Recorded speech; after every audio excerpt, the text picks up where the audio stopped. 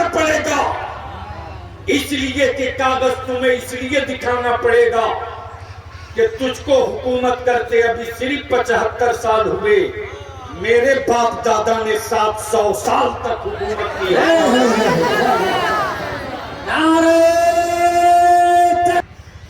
हाँ, मेरे बच्चों के बीच में आकर वोट मांगा, भाषण दिया, तकरीर किया।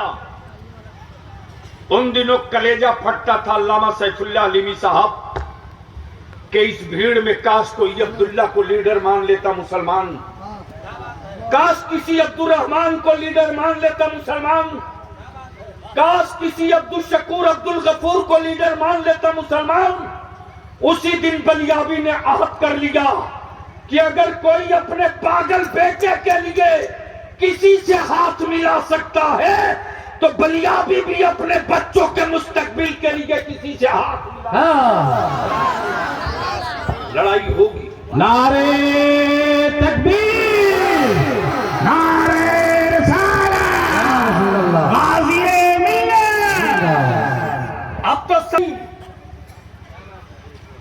सेकुलर कहलाने वाले लीडरों की बिरादरी का वोट मेरे बच्चों को नहीं मिलता, किसी जगह नहीं मिलता। एक नहीं दर्जनों बच्चे हमारे आज रोड पर हैं। बोलो टिकोगे के भागोगे? चारों तरफ से आवाज आनी चाहिए, टिकोगे के भागोगे? टिकोगे के भागोगे? मुस्तफा वाले कभी कभी निकलते हैं रन में, और जब भी निकले हैं तो नई तारीख लिख करके उठे हैं। आज जितनी सियासी सेकुलर पार्टियां कहलाती हैं उसकी बिरादरी का वोट उसके कब्जे में नहीं है, वरना 3 राज्यों का चुनाव का रिजल्ट आ गया, देख लो। इनके पास इनकी बिरादरी की कोई पूंजी नहीं सिवाय मुसलमानों के वोट के, लेकिन मेरे ही वोट से सत्ता में आए हुए लोगों ने हमारे बच्चे जब किसी शहर में कारोबार किए तो फिरका वाराना फसाद करके जला दिया। हमारे बच्चों को पढ़ने के लिए न स्कूल दिया न कॉलेज, हमारी औलादों के लिए न कोई आईटी दी न मेडिकल कॉलेज, हमारे बच्चों के लिए न पुलिस में जगह, न बीडीओ में, न सीओ में, न कलेक्टरिएट में, न सेक्रेटेरिएट में, और ये कह करके कान पकड़ के भगा दिया कि ये तो अनपढ़ है, गवार है। मैंने ये भी देखा है कि जिसके बेटे के पैर की चकरी गायब है वो दारोगा में बहाल हो सकता है, और मुसलमान का बच्चा छत से 4 मंजिला कूद के गुंडा पकड़ ले उसको पुलिस में भी जगह नहीं मिल सकती है। आखिर ये कब तक, ये कब तक?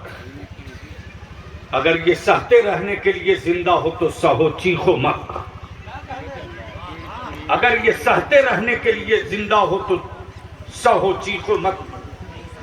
मैं पूछता हूं मुसलमान, मुझको बताओ, हजरत अमीन शरीयत की तवज्जो चाहूं और उलमा इकराम की। इसी मध्य प्रदेश में एक आदिवासी भाई के बेटे के मुंह पर किसी समाज दुश्मन ने पेशाब कर दिया। ए बेटे प्लीज बैठ जाओ। एक आदिवासी भाई के बेटे के मुंह पर किसी मुल्क दुश्मन ने पेशाब कर दिया। बोलो पूरा भारत खड़ा हो गया था कि नहीं हो गया? अरे बोलो खड़ा हो गया कि नहीं? हर सेकुलर पार्टी का लीडर बोलने लगा ये गलत हो रहा है, ये गलत हो रहा है। लेकिन इसी अहमदाबाद से मुंबई जाते ट्रेन में हमारे बच्चों को वर्दी पहनकर कोई गुंडा टोपी दाढ़ी देकर मारते रहा। सेकुलर कहलाने वाली किसी पार्टी के एक लीडर का एक लफ्ज बयान नहीं आया। हमारे बच्चों की मॉब लिंचिंग होते रही, किसी एक लीडर का बयान नहीं आया। यही तक नहीं जनाब, मेरी बेटियों का निजाब, हिजाब और निकाब नोचा गया, किसी एक ने नहीं कहा कि इसको बंद करो। यहीं तक नहीं बल्कि इससे आगे की भी बातें। मेरे अजीज, ये सारे मुद्दे हैं जो चैन से सोने नहीं देते।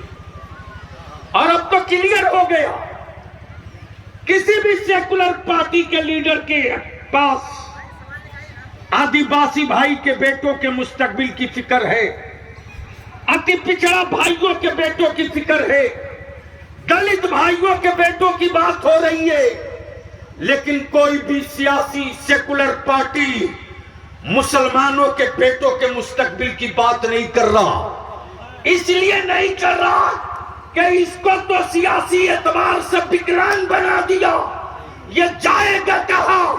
बलिया भी कहता याद रखना, जब सारे दरवाजे बंद कर दिए जाते हैं तो जितने कादरी हैं वो गौसे आजम की दहलीज से अपने अपने अपने मुस्तकबिल के दरवाजे की कुंजी ढूंढ कर निकाल लिया करते हैं। ये हुनर रईसुल कलम ने सिखाया। सुभान अल्लाह। नारे तकबीर, नारे रिसालत, तहरीके दारे शरीयत। आप हमें बताओ, आप हमें बताओ, कोई एक तंजीम, एक संगठन बता दो। मैं अपने उलमा से बड़ी जिम्मेदारी से अर्ज कर रहा हूं, सुनिए, हमारे बच्चों ने हमारे आलिमों की कहां तौहीन बेइज्जती की। इतनी अकीदत और इतनी मोहब्बत करने वाली मजहबी एतबार से दूसरे किसी मजहब की कौम नहीं हो सकती। उर्दू के कतरों से गल नहीं जाओगे, निकलो मैदान में, अभी तो तूफानों का मुकाबला करने के लिए हम लोग निकल पड़े हैं। मेरे आलिमों के लिए क्या एहतराम है मेरे बच्चों के दिलों में। अगर मेरी जमात का कोई मुत्तकी परहेजगार आलिम अगर है, अगर चारपाई से उठना चाहता है तो मेरे बच्चे जूती सीधी करने के लिए दौड़ जाते हैं। अगर मेरा आलिम खाना खाते वक्त हाथ धोने के लिए उठना चाहता है